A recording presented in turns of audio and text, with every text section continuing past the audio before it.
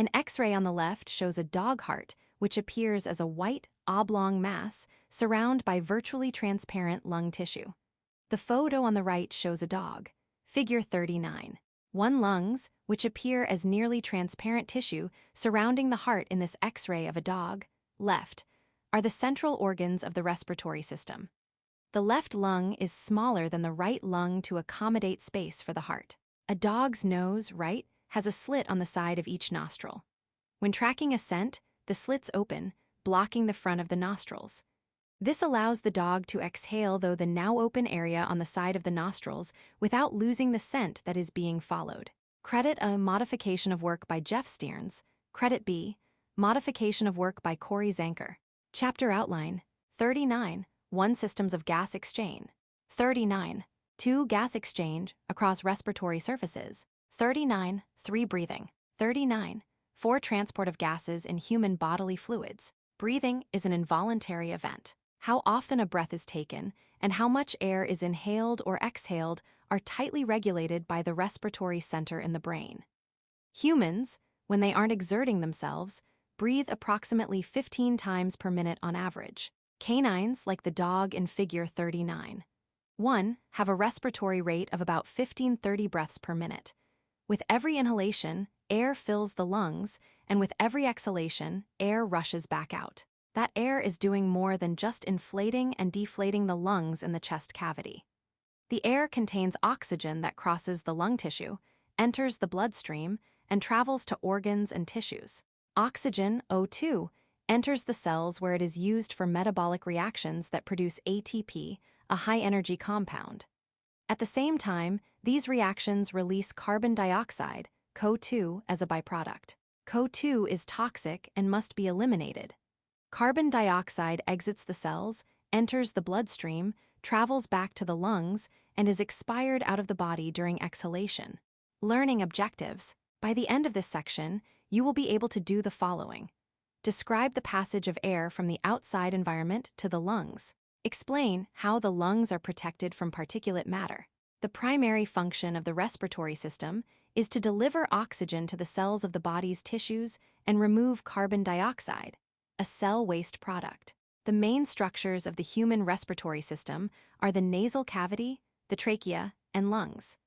All aerobic organisms require oxygen to carry out their metabolic functions. Along the evolutionary tree, different organisms have devised different means of obtaining oxygen from the surrounding atmosphere. The environment in which the animal lives greatly determines how an animal respires. The complexity of the respiratory system is correlated with the size of the organism. As animal size increases, diffusion distances increase and the ratio of surface area to volume drops. In unicellular organisms, diffusion across the cell membrane is sufficient for supplying oxygen to the cell, figure 39.2. Diffusion is a slow, passive transport process. In order for diffusion to be a feasible means of providing oxygen to an animal's body, the rate of diffusion across the body surface must match the rate that oxygen is utilized. In other words, if the body were very large or thick, diffusion would not be able to provide oxygen quickly enough to the cells of the body. Therefore, dependence on diffusion as a means of obtaining oxygen and removing carbon dioxide remains feasible only for small organisms or those with highly flattened bodies, such as many flatworms, platyhelminthes. Larger organisms had to evolve specialized respiratory tissues, such as gills, lungs, and respiratory passages accompanied by complex circulatory systems, to transport oxygen throughout their entire body. The photo shows a round, green cell with a smooth, shiny surface. The cell resembles a balloon. Figure 39. 2. The cell of the unicellular alga ventricaria ventricosa is one of the largest known, reaching 1 to 5 centimeters in diameter. Like all single-celled organisms, V. ventricosa exchanges gases across the cell membrane. Direct diffusion. For small multicellular organisms, diffusion across the outer membrane is sufficient to meet their oxygen needs. Gas exchange by direct diffusion across surface membranes is efficient for organisms less than 1 min diameter. In simple organisms, such as cnidarians and flatworms, every cell in the body is close to the external environment. Their cells are kept moist, and gases diffuse quickly via direct diffusion. Flatworms are small, literally flat worms, which breathe through diffusion across the outer membrane, figure 39.3. The flat shape of these organisms increases the surface area for diffusion, ensuring that each cell within the body is close to the outer membrane surface and has access to oxygen. If the flatworm had a cylindrical body, then the cells in the center would not be able to get oxygen. The photo shows a worm with a flat, ribbon-like body resting on sand. The worm is black with white spots. Figure 39.3. This flatworm's process of respiration works by diffusion across the outer membrane. Credit: Stephen Childs. Skin and gills. Earthworms and amphibians use their skin integument as a respiratory organ. A dense network of capillaries lies just below the skin and facilitates gas exchange between the external environment and the circulatory system. The respiratory surface must be kept moist in order for the gases to dissolve and diffuse across cell membranes. Organisms that live in water need to obtain oxygen from the water. Oxygen dissolves in water, but at a lower concentration than in the atmosphere. The atmosphere has roughly 21% oxygen. In water, the oxygen concentration is much lower than that. Fish and many other aquatic organisms have evolved gills to take up the dissolved oxygen from water, figure 39.4. Gills are thin tissue filaments that are highly branched and folded. When water passes over the gills, the dissolved oxygen in water rapidly diffuses across the gills into the bloodstream. The circulatory system can then carry the oxygenated blood to the other parts of the body. In animals that contain coelomic fluid instead of blood, oxygen diffuses across the gill surfaces into the coelomic fluid. Gills are found in mollusks, annelids, and crustaceans. The photo shows a carp with a wedge of skin at the back of the head cut away, revealing pink gills. Figure 39. For this common carp, like many other aquatic organisms, has gills that allow it to obtain oxygen from water. Credit: Guitarjude012/Wikimedia Commons.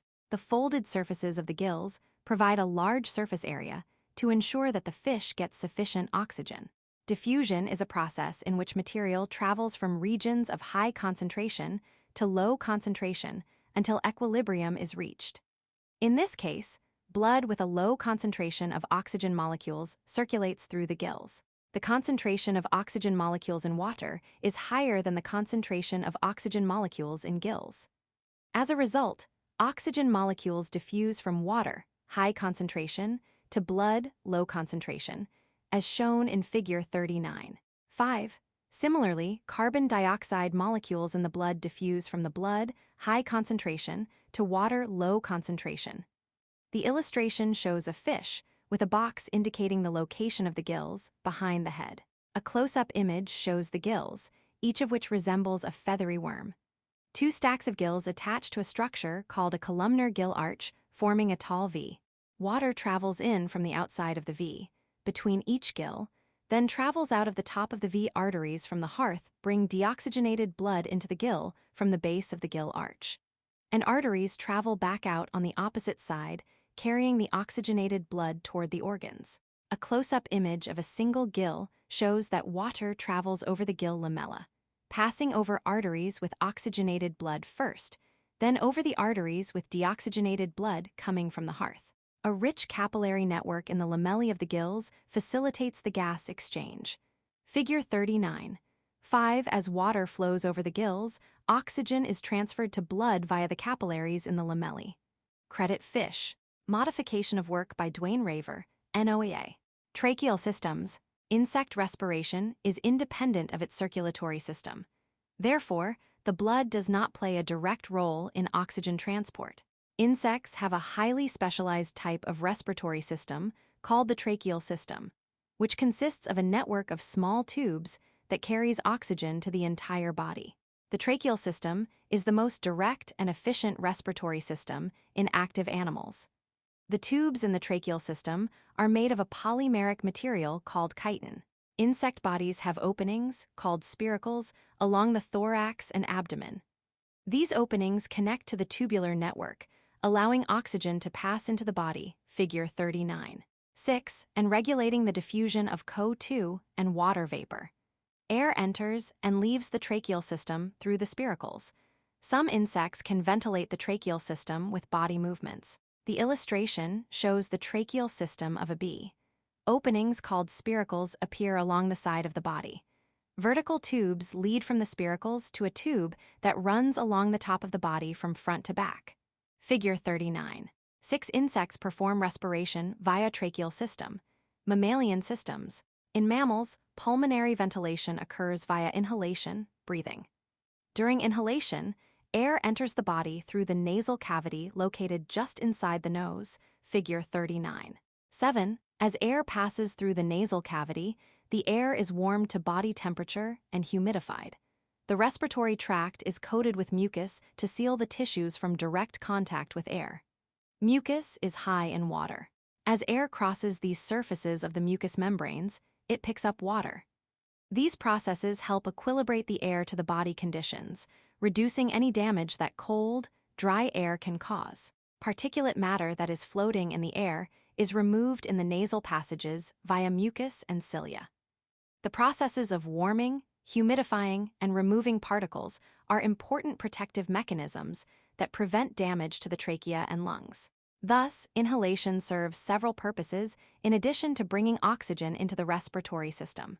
Visual connection. The illustration shows the flow of air through the human respiratory system.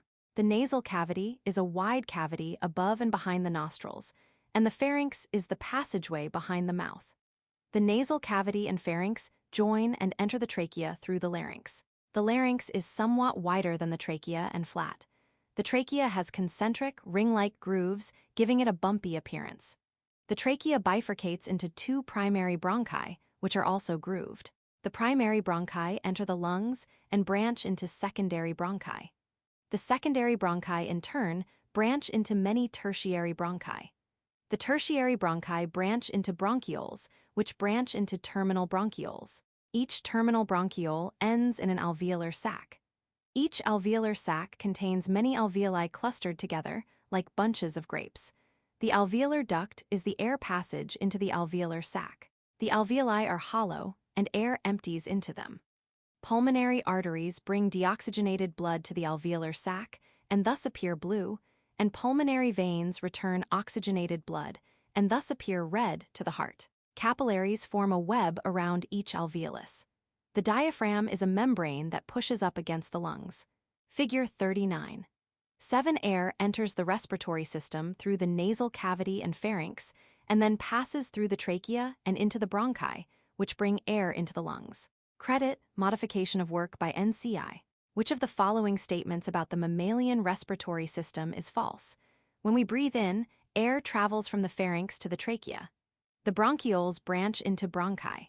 Alveolar ducts connect to alveolar sacs. Gas exchange between the lung and blood takes place in the alveolus. From the nasal cavity, air passes through the pharynx, throat, and the larynx voice box as it makes its way to the trachea, figure 39. 7. The main function of the trachea is to funnel the inhaled air to the lungs and the exhaled air back out of the body. The human trachea is a cylinder about 10 to 12 cm long and 2 cm in diameter that sits in front of the esophagus and extends from the larynx into the chest cavity, where it divides into the 2 primary bronchi at the mid-thorax. It is made of incomplete rings of hyaline cartilage and smooth muscle, figure 39. 8. The trachea is lined with mucus-producing goblet cells and ciliated epithelia. The cilia propel foreign particles trapped in the mucus toward the pharynx. The cartilage provides strength and support to the trachea to keep the passage open. The smooth muscle can contract, decreasing the trachea's diameter, which causes expired air to rush upwards from the lungs at a great force. The forced exhalation helps expel mucus when we cough. Smooth muscle can contract or relax, depending on stimuli from the external environment or the body's nervous system.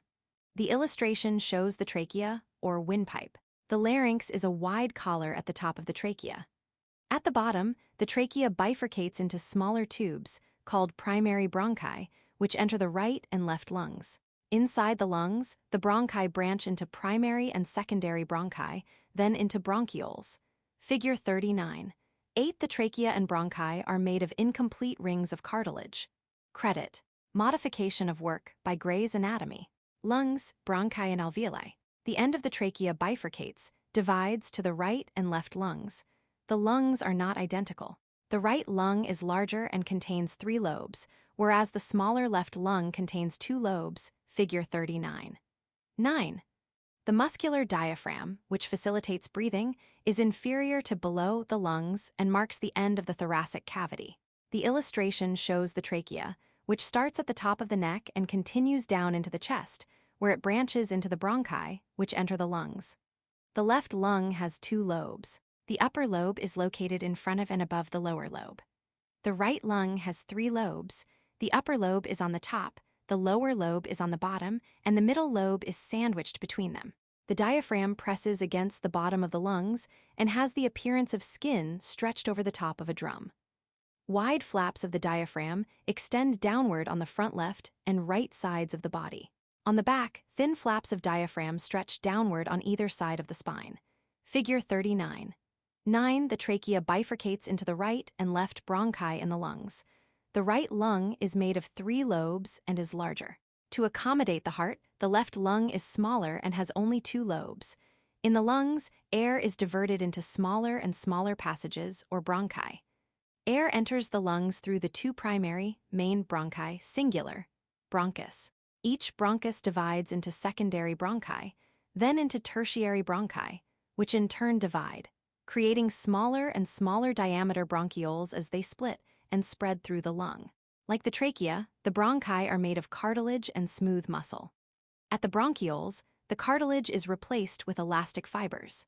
Bronchi are innervated by nerves of both the parasympathetic and sympathetic nervous systems that control muscle contraction, parasympathetic or relaxation, sympathetic in the bronchi and bronchioles, depending on the nervous system's cues. In humans, bronchioles with a diameter smaller than 0. 5 are the respiratory bronchioles. They lack cartilage and therefore rely on inhaled air to support their shape. As the passageways decrease in diameter, the relative amount of smooth muscle increases. The terminal bronchioles subdivide into microscopic branches called respiratory bronchioles. The respiratory bronchioles subdivide into several alveolar ducts. Numerous alveoli and alveolar sacs surround the alveolar ducts. The alveolar sacs resemble bunches of grapes tethered to the end of the bronchioles, figure 39. 10. In the Asner region, the alveolar ducts are attached to the end of each bronchiole. At the end of each duct are approximately 100 alveolar sacs, each containing 20 to 30 alveoli that are 200 to 300 microns in diameter. Gas exchange occurs only in alveoli. Alveoli are made of thin-walled parenchymal cells, typically 1 cell thick, that look like tiny bubbles within the sacs. Alveoli are in direct contact with capillaries, 1 cell thick, of the circulatory system. Such intimate contact ensures that oxygen will diffuse from alveoli into the blood and be distributed to the cells of the body. In addition, the carbon dioxide that was produced by cells as a waste product will diffuse from the blood into alveoli to be exhaled. The anatomical arrangement of capillaries and alveoli emphasizes the structural and functional relationship of the respiratory and circulatory systems. Because there are so many alveoli, 300 million per lung, within each alveolar sac and so many sacs at the end of each alveolar duct, the lungs have a sponge-like consistency. This organization produces a very large surface area that is available for gas exchange. The surface area of alveoli in the lungs is approximately 75 m². This large surface area, combined with the thin-walled nature of the alveolar parenchymal cells, allows gases to easily diffuse across the cells. The illustration shows a terminal bronchial tube branching into 3 alveolar ducts. At the end of each duct is an alveolar sac made up of 20 to 30 alveoli clustered together, like grapes. The airspace in the middle of the alveolar sac, called the atrium, is continuous with the airspace inside the alveolus, so that air can circulate from the atrium to the alveolus. Capillaries surround each alveolus, and this is where gas exchange occurs. A pulmonary artery, shown in blue, runs along the terminal bronchiole, bringing deoxygenated blood from the heart to the alveoli. A pulmonary vein, shown in red, running along the bronchiole brings oxygenated blood back to the heart. Small, flat mucus glands are associated with the outside of the bronchial tubes. Figure 39. 10 terminal bronchioles are connected by respiratory bronchioles to alveolar ducts and alveolar sacs.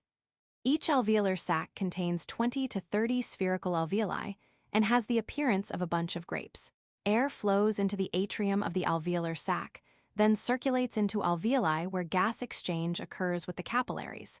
Mucus glands secrete mucus into the airways, keeping them moist and flexible. Credit: Modification of Work by Mariana Ruiz Villarreal. Link to learning. Watch the following video to review the respiratory system. Protective mechanisms. The air that organisms breathe contains particulate matter such as dust, dirt, viral particles, and bacteria that can damage the lungs or trigger allergic immune responses. The respiratory system contains several protective mechanisms to avoid problems or tissue damage. In the nasal cavity, hairs and mucus trap small particles, viruses, bacteria, dust, and dirt to prevent their entry. If particulates do make it beyond the nose or enter through the mouth, the bronchi and bronchioles of the lungs also contain several protective devices. The lungs produce mucus, a sticky substance made of mucin, a complex glycoprotein, as well as salts and water that traps particulates. The bronchi and bronchioles contain cilia, small hair-like projections that line the walls of the bronchi and bronchioles. Figure 39. 11. These cilia beat in unison and move mucus and particles out of the bronchi and bronchioles back up to the throat, where it is swallowed and eliminated via the esophagus. In humans, for example, tar and other substances in cigarette smoke destroy or paralyze the cilia, making the removal of particles more difficult. In addition, smoking causes the lungs to produce more mucus, which the damaged cilia are not able to move. This causes a persistent cough, as the lungs try to rid themselves of particulate matter and make smokers more susceptible to respiratory ailments. In this micrograph, cilia are long, thin, hair-like projections. Figure 39.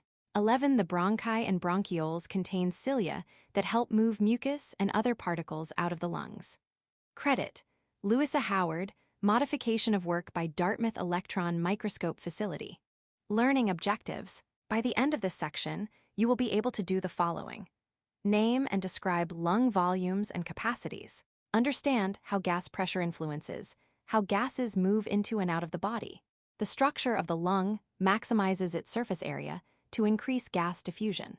Because of the enormous number of alveoli, approximately 300 million in each human lung, the surface area of the lung is very large, 75 m². Having such a large surface area increases the amount of gas that can diffuse into and out of the lungs. Basic principles of gas exchange. Gas exchange during respiration occurs primarily through diffusion. Diffusion is a process in which transport is driven by a concentration gradient. Gas molecules move from a region of high concentration to a region of low concentration. Blood that is low in oxygen concentration and high in carbon dioxide concentration undergoes gas exchange with air in the lungs. The air in the lungs has a higher concentration of oxygen than that of oxygen-depleted blood and a lower concentration of carbon dioxide. This concentration gradient allows for gas exchange during respiration. Partial pressure is a measure of the concentration of the individual components in a mixture of gases. The total pressure exerted by the mixture is the sum of the partial pressures of the components in the mixture. The rate of diffusion of a gas is proportional to its partial pressure within the total gas mixture. This concept is discussed further in detail below. Lung volumes and capacities. Different animals have different lung capacities based on their activities. Cheetahs have evolved a much higher lung capacity than humans. It helps provide oxygen to all the muscles in the body and allows them to run very fast. Elephants also have a high lung capacity. In this case, it is not because they run fast, but because they have a large body and must be able to take up oxygen in accordance with their body size. Human lung size is determined by genetics, sex, and height. At maximal capacity, the average adult male's lungs can hold almost 6 liters of air, but lungs do not usually operate at maximal capacity. Air in the lungs is measured in terms of lung volumes and lung capacities, figure 39. 12 and Table 39.1. Volume measures the amount of air for one function, such as inhalation or exhalation. Capacity is any two or more volumes, for example, how much can be inhaled from the end of a maximal exhalation. The chart shows the exchange of air during inhalation and exhalation, which resembles a wave pattern. During normal breathing, only about 8% of air in the lungs is exchanged, and the amount of air in the lungs is 1/2 the total lung capacity. When a person breathes in deeply, total lung capacity is attained. The amount of air taken in is called the inspiratory capacity. Forceful exhalation results in expulsion of the expiratory reserve volume. A residual volume of air of about 8% is left in the lungs. The vital capacity is the difference between the total lung capacity and the residual volume. The inspiratory reserve volume is the difference between the total lung capacity and the amount of air in the lungs after taking a normal breath. The functional residual capacity is the amount of air in the lungs after normal exhalation. Figure 39. 12 human lung volumes and capacities are shown. The total lung capacity of the adult male is 6 liters. Tidal volume is the volume of air inhaled in a single, normal breath. Inspiratory capacity is the amount of air taken in during a deep breath, and residual volume is the amount of air left in the lungs after forceful respiration. Lung volumes and capacities, AVG adult male. Volume/capacity definition, volume liters equations. Tidal volume, TV, amount of air inhaled during a normal breath 0. 5. Expiratory reserve volume, ERV, amount of air that can be exhaled after a normal exhalation 1. 2. Inspiratory reserve volume, IRV, amount of air that can be further inhaled after a normal inhalation 3. 1. Residual volume, RV, air left in the lungs after a forced exhalation 1. 2. Vital capacity, VC, maximum amount of air that can be moved in or out of the lungs in a single respiratory cycle 4. 8 ERV plus TV plus ERV. Inspiratory capacity, IC, volume of air that can be inhaled after a normal exhalation 3. 6 TV plus ERV. Functional residual capacity, FRC, volume of air remaining after a normal exhalation 2. 4 ERV, RV. Total lung capacity, TLC, total volume of air in the lungs after a maximal inspiration 6. 0 RV plus ERV plus TV plus ERV. Forced expiratory volume, FEV 1. How much air can be forced out of the lungs over a specific time period, usually 1 second till to 4. 1 to 5, 5. Table 39, 1. The volume in the lungs can be divided into 4 units. Tidal volume, expiratory reserve volume, inspiratory reserve volume, and residual volume. Tidal volume, TV, measures the amount of air that is inspired and expired during a normal breath. On average, this volume is around 1/2 liter, which is a little less than the capacity of a 20-ounce drink bottle. The expiratory reserve volume, ERV, is the additional amount of air that can be exhaled after a normal exhalation. It is the reserve amount that can be exhaled beyond what is normal. Conversely, the inspiratory reserve volume, IRV, is the additional amount of air that can be inhaled after a normal inhalation. The residual volume, RV, is the amount of air that is left after expiratory reserve volume is exhaled. The lungs are never completely empty. There is always some air left in the lungs after a maximal exhalation. If this residual volume did not exist and the lungs emptied completely, the lung tissues would stick together and the energy necessary to reinflate the lung could be too great to overcome. Therefore, there is always some air remaining in the lungs. Residual volume is also important for preventing large fluctuations in respiratory gases, O2 and CO2. The residual volume is the only lung volume that cannot be measured directly because it is impossible to completely empty the lungs of air. This volume can only be calculated rather than measured. Capacities are measurements of 2 or more volumes. The vital capacity, VC, measures the maximum amount of air that can be inhaled or exhaled during a respiratory cycle. It is the sum of the expiratory reserve volume, tidal volume, and inspiratory reserve volume. The inspiratory capacity, IC, is the amount of air that can be inhaled after the end of a normal expiration. It is, therefore, the sum of the tidal volume and inspiratory reserve volume. The functional residual capacity, FRC, is the volume of air remaining after a normal exhalation, sum of the ERV and RV, which includes the expiratory reserve volume and the residual volume. The FRC measures the amount of additional air that can be exhaled after a normal exhalation. Lastly, the total lung capacity, TLC, is a measurement of the total amount of air that the lungs can hold. It is the sum of the residual volume, expiratory reserve volume, tidal volume, and inspiratory reserve volume. Lung volumes are measured by a technique called spirometry. An important measurement taken during spirometry is the forced expiratory volume, FEV, which measures how much air can be forced out of the lung over a specific period, usually 1 second, FEV1. In addition, the forced vital capacity, FVC, which is the total amount of air that can be forcibly exhaled, is measured.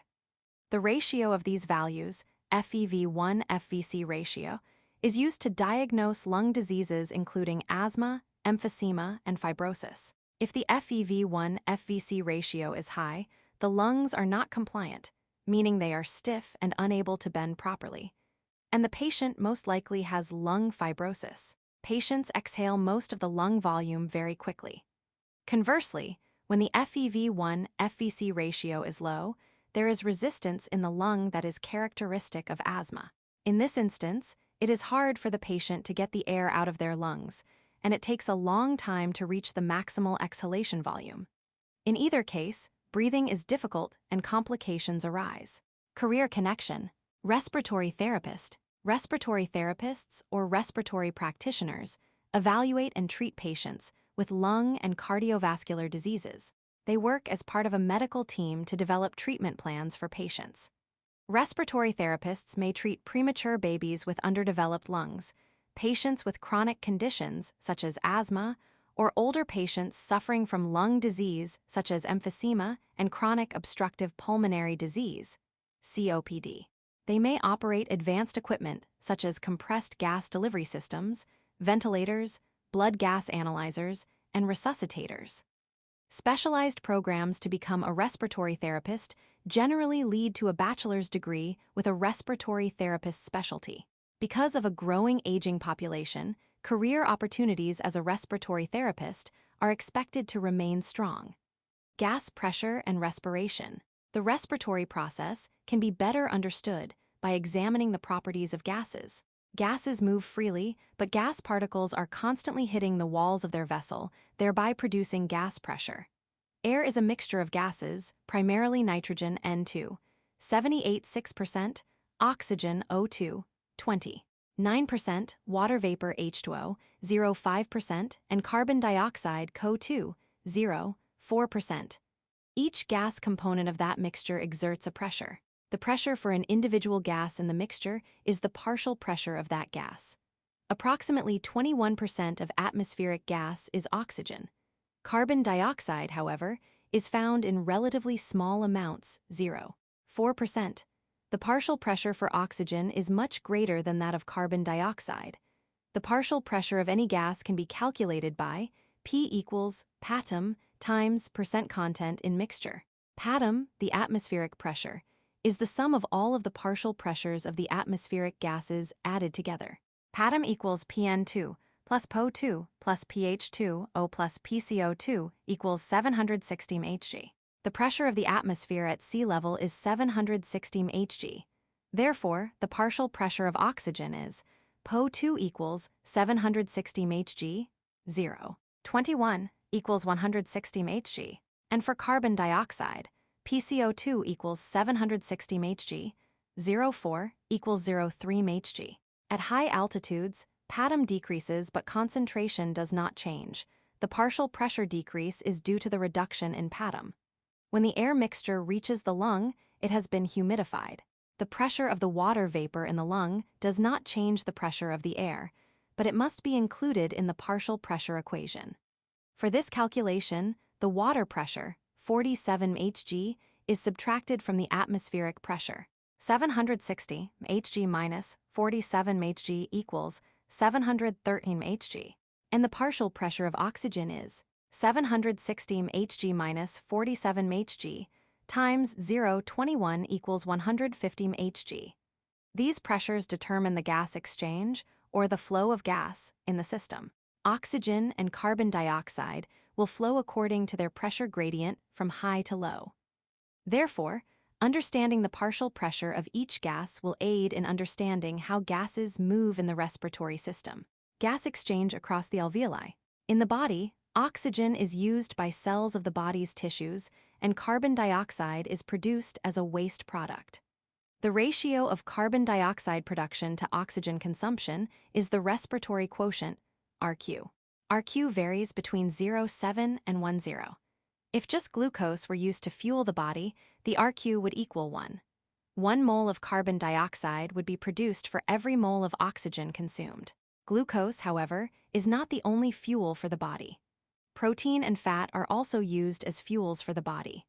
Because of this, less carbon dioxide is produced than oxygen is consumed, and the RQ is, on average, about 0.7 for fat and about 0.8 for protein.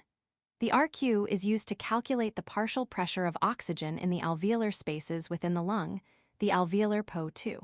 Above, the partial pressure of oxygen in the lungs was calculated to be 150 mHg. However, lungs never fully deflate with an exhalation. Therefore, the inspired air mixes with this residual air and lowers the partial pressure of oxygen within the alveoli. This means that there is a lower concentration of oxygen in the lungs than is found in the air outside the body. Knowing the RQ, the partial pressure of oxygen in the alveoli can be calculated. Alveolar PO2 equals inspired PO2 minus alveolar PCO2. RQ, with an RQ of 0.8 and a PCO2 in the alveoli of 40 mHg, the alveolar PO2 is equal to alveolar PO2 equals 150 mHg minus 40 mHg. 0.8 equals 100 mHg. Notice that this pressure is less than the external air. However, it is still greater than the partial pressure of oxygen in blood as it enters the lungs. So the oxygen will flow from the inspired air in the alveoli, PO2, equals 100 mHg, into the bloodstream, PO2, equals 140 mHg, figure 39.13. In the lungs, oxygen diffuses out of the alveoli and into the capillaries surrounding the alveoli. Oxygen, about 98%, binds reversibly to the respiratory pigment hemoglobin found in red blood cells, RBCs. RBCs carry oxygen to the tissues where oxygen dissociates from the hemoglobin and diffuses into the cells of the tissues. More specifically, alveolar PO2 is higher in the alveoli, PaLVO2, equals 100 mHg, than blood PO2, 40 mHg in the capillaries. Because this pressure gradient exists, oxygen diffuses down its pressure gradient, moving out of the alveoli and entering the blood of the capillaries where O2 binds to hemoglobin. At the same time, alveolar PCO2 is lower PaLVCO2, equals 40 mHg, than blood PCO2, equals 45 mHg. CO2 diffuses down its pressure gradient, moving out of the capillaries and entering the alveoli. Oxygen and carbon dioxide move independently of each other. They diffuse down their own pressure gradients. As blood leaves the lungs through the pulmonary veins, the venous PO2 equals 100 mHg, whereas the venous PCO2 equals 40 mHg. As blood enters the systemic capillaries, the blood will lose oxygen and gain carbon dioxide because of the pressure difference of the tissues and blood. In systemic capillaries, PO2 equals 100 mHg, but in the tissue cells, PO2 equals 40 mHg. This pressure gradient drives the diffusion of oxygen out of the capillaries and into the tissue cells.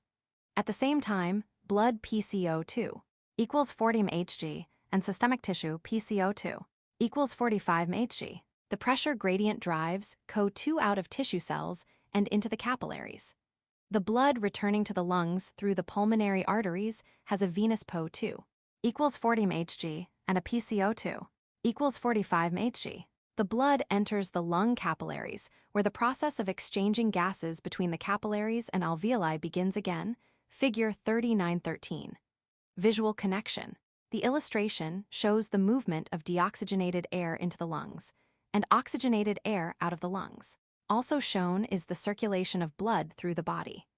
Circulation begins when deoxygenated blood in arteries leaves the right side of the heart and enters the lungs. Oxygenated blood exits the lungs and enters the left side of the heart, which pumps it to the rest of the body via arteries. The partial pressure of oxygen in the atmosphere is 160 millimeters of mercury, and the partial pressure of carbon dioxide is 0.2 millimeters of mercury. The partial pressure of oxygen in the arteries is 100 millimeters of mercury, and the partial pressure of carbon dioxide is 40 millimeters of mercury. The partial pressure of oxygen in the veins is 40 millimeters of mercury, and the partial pressure of carbon dioxide is 46 millimeters of mercury. Figure 39. 13. The partial pressures of oxygen and carbon dioxide change as blood moves through the body. Which of the following statements is false? In the tissues, PO2 drops as blood passes from the arteries to the veins, while PCO2 increases. Blood travels from the lungs to the heart to body tissues, then back to the heart, then the lungs. Blood travels from the lungs to the heart to body tissues, then back to the lungs, then the heart. PO2 is higher in air than in the lungs. In short, the change in partial pressure from the alveoli to the capillaries drives the oxygen into the tissues and the carbon dioxide into the blood from the tissues. The blood is then transported to the lungs, where differences in pressure in the alveoli result in the movement of carbon dioxide out of the blood into the lungs and oxygen into the blood. Link to learning. Watch this video to learn how to carry out spirometry. Learning objectives. By the end of this section, you will be able to do the following. Describe how the structures of the lungs and thoracic cavity control the mechanics of breathing. Explain the importance of compliance and resistance in the lungs. Discuss problems that may arise due to VQ mismatch. Mammalian lungs are located in the thoracic cavity, where they are surrounded and protected by the rib cage, intercostal muscles, and bound by the chest wall. The bottom of the lungs is contained by the diaphragm, a skeletal muscle that facilitates breathing. Breathing requires the coordination of the lungs, the chest wall, and most importantly, the diaphragm. Types of breathing. Amphibians have evolved multiple ways of breathing. Young amphibians, like tadpoles, use gills to breathe, and they don't leave the water. Some amphibians retain gills for life. As the tadpole grows, the gills disappear and lungs grow. These lungs are primitive and not as evolved as mammalian lungs. Adult amphibians are lacking or have a reduced diaphragm, so breathing via lungs is forced. The other means of breathing for amphibians is diffusion across the skin. To aid this diffusion, amphibian skin must remain moist. Birds face a unique challenge with respect to breathing. They fly. Flying consumes a great amount of energy. Therefore, birds require a lot of oxygen to aid their metabolic processes. Birds have evolved a respiratory system that supplies them with the oxygen needed to enable flying. Similar to mammals, birds have lungs, which are organs specialized for gas exchange. Oxygenated air, taken in during inhalation, diffuses across the surface of the lungs into the bloodstream, and carbon dioxide diffuses from the blood into the lungs and expelled during exhalation. The details of breathing between birds and mammals differ substantially. In addition to lungs, birds have air sacs inside their body. Air flows in one direction from the posterior air sacs to the lungs and out of the anterior air sacs. The flow of air is in the opposite direction from blood flow, and gas exchange takes place much more efficiently. This type of breathing enables birds to obtain the requisite oxygen, even at higher altitudes where the oxygen concentration is low. This directionality of airflow requires 2 cycles of air intake and exhalation to completely get the air out of the lungs. Evolution connection. Avian respiration. Birds have evolved a respiratory system that enables them to fly. Flying is a high-energy process and requires a lot of oxygen. Furthermore, many birds fly in high altitudes where the concentration of oxygen is low. How did birds evolve a respiratory system that is so unique? Decades of research by paleontologists have shown that birds evolved from theropods, meat-eating dinosaurs, figure 39. 14. In fact, fossil evidence shows that meat-eating dinosaurs that lived more than 100 million years ago had a similar flow-through respiratory system with lungs and air sacs. Archaeopteryx and Zyotingia, for example, were flying dinosaurs and are believed to be early precursors of birds. Illustration compares a dinosaur and a bird. Both have anterior air sacs in front of the lungs and posterior air sacs behind them. The air sacs connect to hollow openings in bones. Figure 39. 14 dinosaurs, from which birds descended, have similar hollow bones and are believed to have had a similar respiratory system. Credit, modification of work by Zina Duretsky, National Science Foundation. Most of us consider that dinosaurs are extinct. However, modern birds are descendants of avian dinosaurs. The respiratory system of modern birds has been evolving for hundreds of millions of years. All mammals have lungs that are the main organs for breathing. Lung capacity has evolved to support the animal's activities. During inhalation, the lungs expand with air, and oxygen diffuses across the lung's surface and enters the bloodstream. During exhalation, the lungs expel air and lung volume decreases. In the next few sections, the process of human breathing will be explained. The mechanics of human breathing. Boyle's law is the gas law that states that in a closed space, pressure and volume are inversely related. As volume decreases, pressure increases and vice versa, figure 3915. The relationship between gas pressure and volume helps to explain the mechanics of breathing. In this graph, pressure is plotted against volume. The line curves downward from a state of high pressure and low volume, steeply at first, then more gradually and levels off at a state of low pressure and high volume. Figure 39:15. This graph shows data from Boyle's original 1662 experiment, which shows that pressure and volume are inversely related.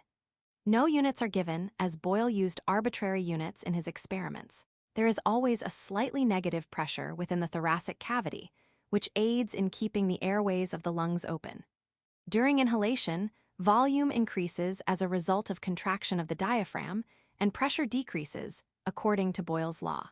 This decrease of pressure in the thoracic cavity relative to the environment makes the cavity less than the atmosphere, figure 39:16a. Because of this drop in pressure, air rushes into the respiratory passages. To increase the volume of the lungs, the chest wall expands. This results from the contraction of the intercostal muscles, the muscles that are connected to the rib cage. Lung volume expands because the diaphragm contracts and the intercostal muscles contract, thus expanding the thoracic cavity. This increase in the volume of the thoracic cavity lowers pressure compared to the atmosphere, so air rushes into the lungs, thus increasing its volume. The resulting increase in volume is largely attributed to an increase in alveolar space, because the bronchioles and bronchi are stiff structures that do not change in size. Part A shows expanded lungs with alveoli filled with air during inhalation. The diaphragm is pulled downward, and the muscles of the chest wall are pulled outward. Part B shows collapsed lungs during expiration. The diaphragm is pushed upward, and the chest cavity muscles are pushed inward. Figure 39:16. The lungs, chest wall, and diaphragm are all involved in respiration, both A, inhalation, and B, expiration. Credit, modification of work by Mariana Ruiz Villarreal. The chest wall expands out and away from the lungs. The lungs are elastic. Therefore, when air fills the lungs, the elastic recoil within the tissues of the lung exerts pressure back toward the interior of the lungs. These outward and inward forces compete to inflate and deflate the lung with every breath.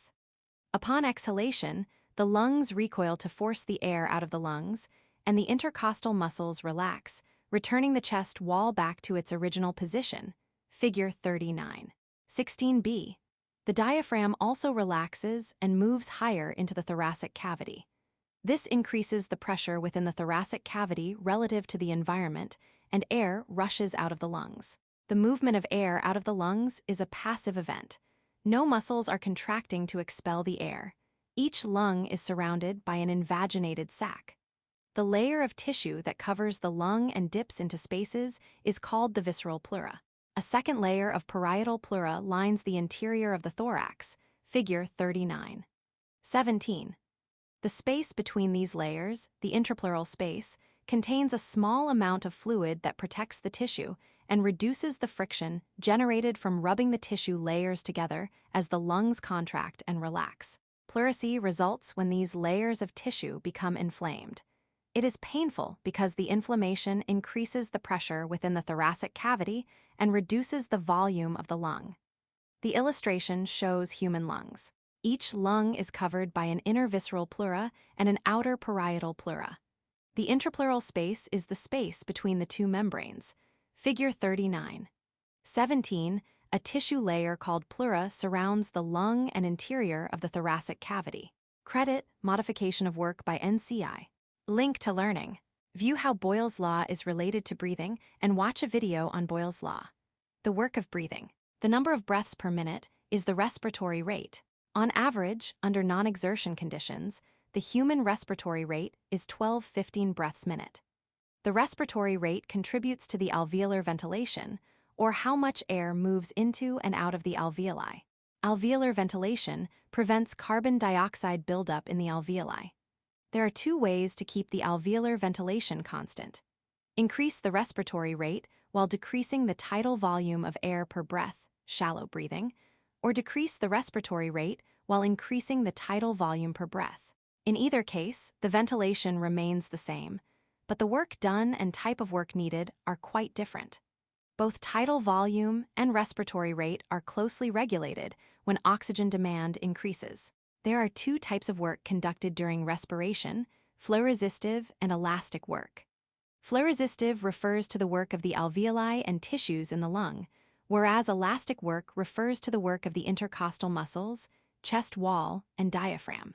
Increasing the respiration rate increases the flow-resistive work of the airways and decreases the elastic work of the muscles. Decreasing the respiratory rate reverses the type of work required. Surfactant, the air-tissue-water interface of the alveoli, has a high surface tension. This surface tension is similar to the surface tension of water at the liquid-air interface of a water droplet that results in the bonding of the water molecules together. Surfactant is a complex mixture of phospholipids and lipoproteins that works to reduce the surface tension that exists between the alveoli tissue and the air found within the alveoli. By lowering the surface tension of the alveolar fluid, it reduces the tendency of alveoli to collapse. Surfactant works like a detergent to reduce the surface tension and allows for easier inflation of the airways. When a balloon is first inflated, it takes a large amount of effort to stretch the plastic and start to inflate the balloon. If a little bit of detergent was applied to the interior of the balloon, then the amount of effort or work needed to begin to inflate the balloon would decrease, and it would become much easier to start blowing up the balloon. This same principle applies to the airways. A small amount of surfactant to the airway tissues reduces the effort or work needed to inflate those airways. Babies born prematurely sometimes do not produce enough surfactant. As a result, they suffer from respiratory distress syndrome because it requires more effort to inflate their lungs. Surfactant is also important for preventing collapse of small alveoli relative to large alveoli. Lung resistance and compliance. Pulmonary diseases reduce the rate of gas exchange into and out of the lungs. Two main causes of decreased gas exchange are compliance, how elastic the lung is, and resistance, how much obstruction exists in the airways. A change in either can dramatically alter breathing and the ability to take in oxygen and release carbon dioxide. Examples of restrictive diseases are respiratory distress syndrome and pulmonary fibrosis. In both diseases, the airways are less compliant and they are stiff or fibrotic. There is a decrease in compliance because the lung tissue cannot bend and move. In these types of restrictive diseases, the intrapleural pressure is more positive and the airways collapse upon exhalation, which traps air in the lungs. Forced or functional vital capacity, FVC, which is the amount of air that can be forcibly exhaled after taking the deepest breath possible, is much lower than in normal patients, and the time it takes to exhale most of the air is greatly prolonged. Figure 39. 18. A patient suffering from these diseases cannot exhale the normal amount of air. Obstructive diseases and conditions include emphysema, asthma, and pulmonary edema. In emphysema, which mostly arises from smoking tobacco, the walls of the alveoli are destroyed, decreasing the surface area for gas exchange.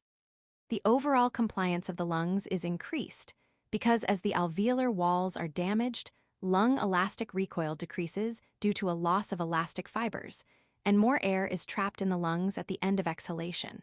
Asthma is a disease in which inflammation is triggered by environmental factors. Inflammation obstructs the airways. The obstruction may be due to edema, fluid accumulation, smooth muscle spasms in the walls of the bronchioles, increased mucus secretion, damage to the epithelia of the airways, or a combination of these events. Those with asthma or edema experience increased occlusion from increased inflammation of the airways. This tends to block the airways, preventing the proper movement of gases, figure 39. 18.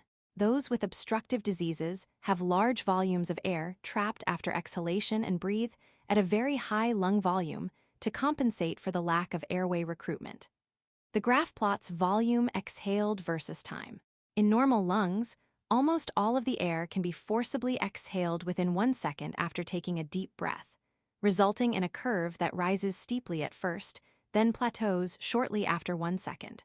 The volume after 1 second is the FEV1, and it is almost as high as the volume at which the plateau is reached, which is the FVC in lungs of persons with restrictive lung disease.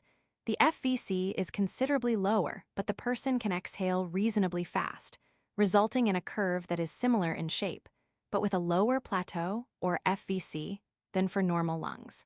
The FEV1 value is still a significant proportion of the FVC value.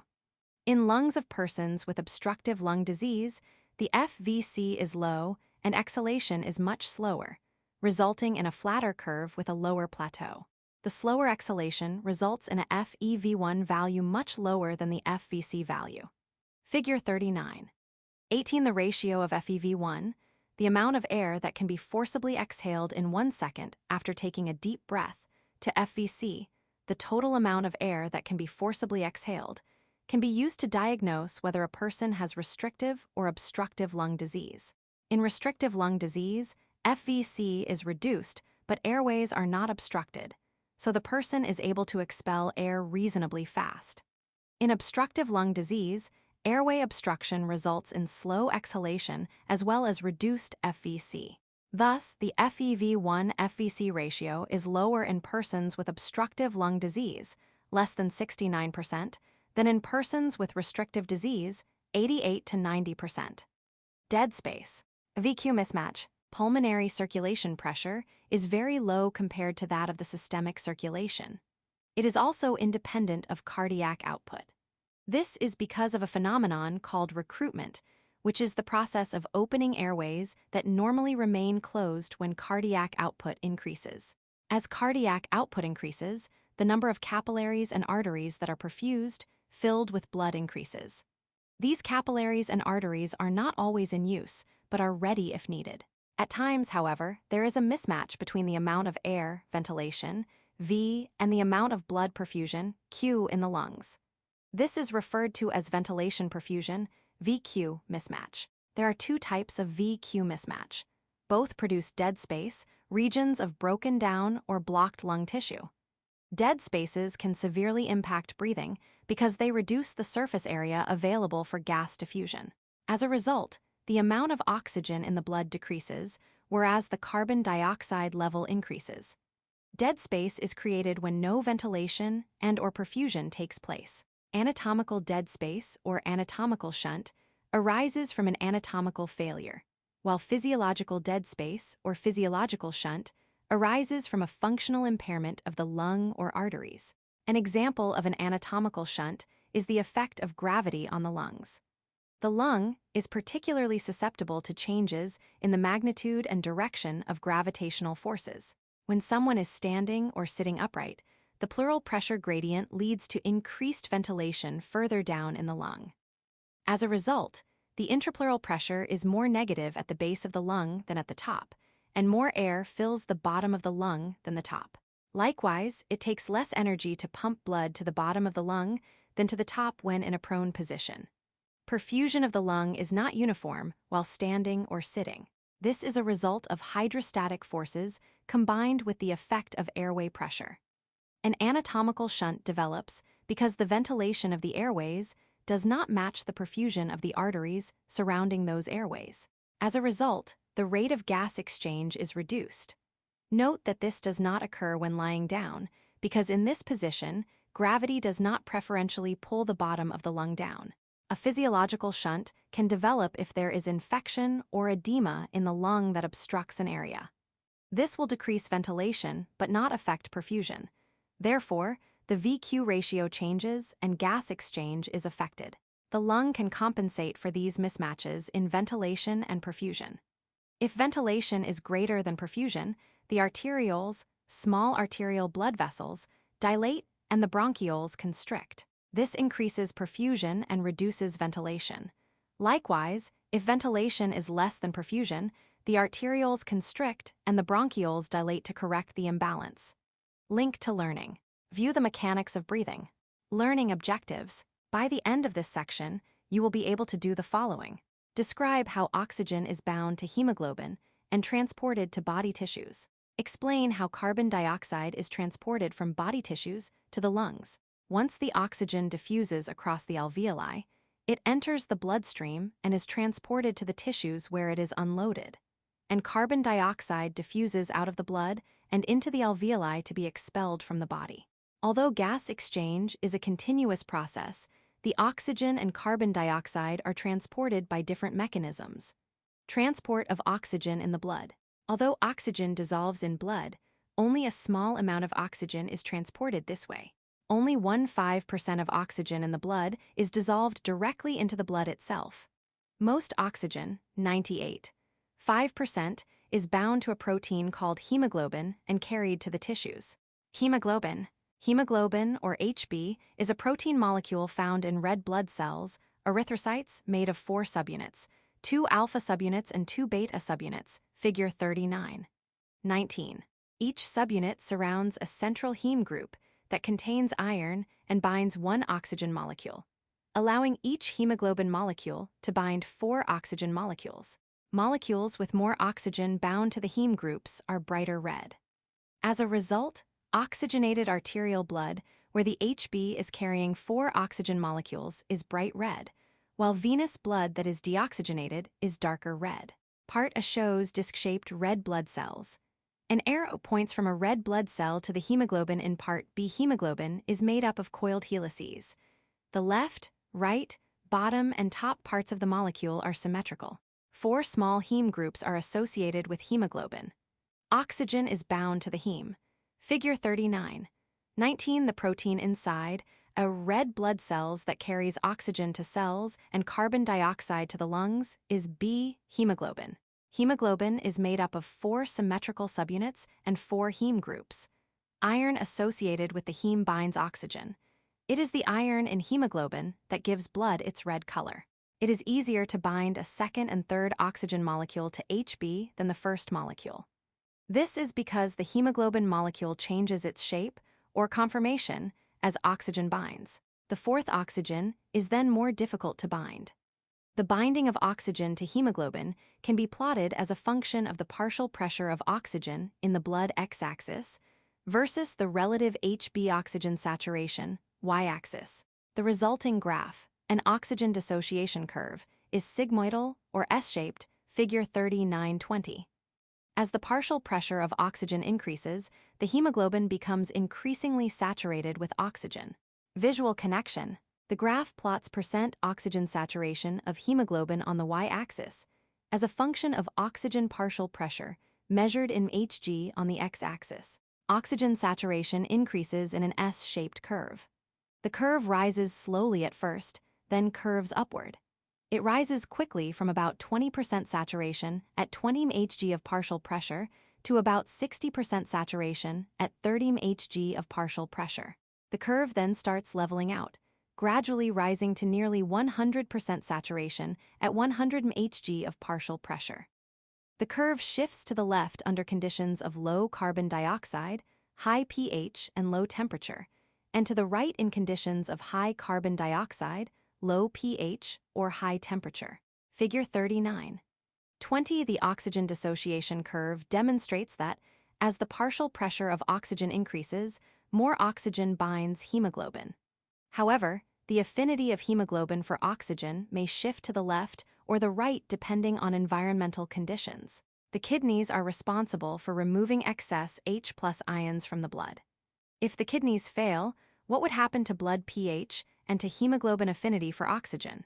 Factors that affect oxygen binding. The oxygen carrying capacity of hemoglobin determines how much oxygen is carried in the blood.